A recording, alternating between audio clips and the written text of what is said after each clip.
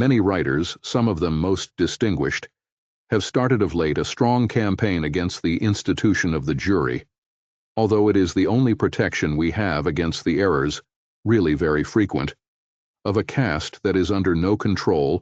0.25a portion of these writers advocate a jury recruited solely from the ranks of the enlightened classes. But we have already proved that even in this case, the verdicts would be identical with those returned under the present system. Other writers, taking their stand on the errors committed by juries, would abolish the jury and replace it by judges.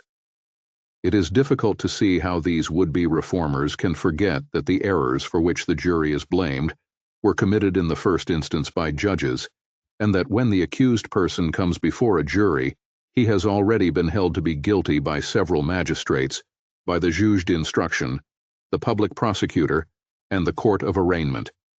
It should thus be clear that were the accused to be definitely judged by magistrates instead of by jurymen, he would lose his only chance of being admitted innocent. The errors of juries have always been, first of all, the errors of magistrates.